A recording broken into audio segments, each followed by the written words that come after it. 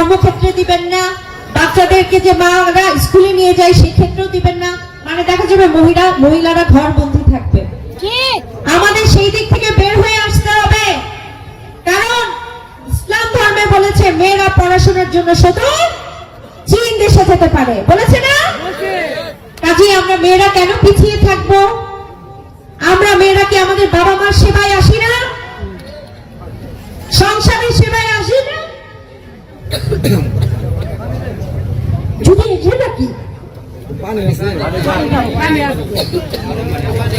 তাহলে আমাদের শিক্ষিত হতে হবে না? বাসায় বসে থাকলে আমরা জ্ঞান অর্জন করতে পারবো? সে আমাদের শিক্ষা। আমি যদি আজ শিক্ষিত না হই, আজকে আমার বাবা মার বিপদে আমি কোথায় দৌড়াই যাব? কথা বলা তো শিখতে হবে, তাহলে কি আমার স্কুল কলেজ বিশ্ববিদ্যালয়ে পড়তে হবে না? আজকে যদি আপনারা বিপদে পড়েন, আপনাদের মেয়ে সন্তান এগিয়ে আসবে না, আপনাদের দেখভাল করবে না, তাহলে মেয়েদেরকে পিছিয়ে রাখার কোনো অধিকার কারো আছে? নেই। কিন্তু প্রিয় ভাইরা, আবার জামাত ইসলামী ভাইদেরকে বলতে চাই, আমরাও মুসলিম, আমরা আল্লাহকে ডাকি, আমরাও একই সাথে পশ্চিম দিকে সেজদায় যাই। বিশ্বাস করবেন না আমার মা খালা চাচিরা, 5 জুন আমার সন্তান জন্মগ্রহণ করে হজের মাসে 2024 এবং তার রোজার মাস, পুরো রোজার মাস আমি খতমে তারাবি, আমাদের ঢাকা শহরে মেয়েদের জন্য আলাদা মসজিদ আছে, খতমে তারাবি পড়েছি আমার সন্তানকে গর্ভে রেখে।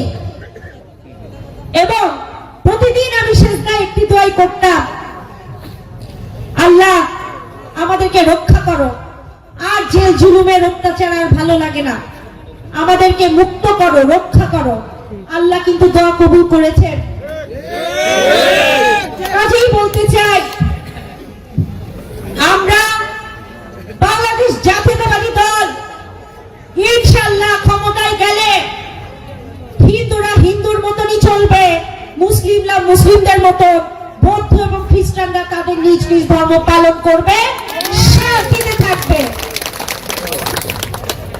এখানে শেরপুর সদর এক আসনে বিশেষ করে কেউ কারো ধর্মের উপর অত্যাচার নির্যাতন চালাবে না, বরঞ্চ প্রত্যেকটা মানুষ রাস্তা যারা পরিষ্কার করে তারা থেকে শিল্পপতিরা সকলে যেন খেয়ে পড়ে ভালো থাকে, সেই দায়িত্ব আমরা শেরপুর জেলা বিএনপি নিব ইনশাআল্লাহ।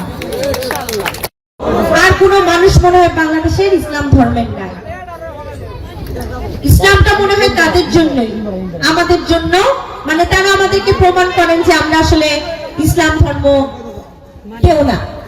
কিন্তু মহান আল্লাহ তাআলা কিন্তু আমাদেরকে একটা কথা বলেছেন, আমরা হিন্দু বৌদ্ধ খ্রিস্টান মুসলমান যে যার যার ধর্ম পালন করব। এখানে আমার অনেক হিন্দু চাচিরা আছেন, হিন্দু চাচারা আছেন, হরিজন পল্লীর অনেকে আছেন। আপনারা একবার চিন্তা করে দেখবেন,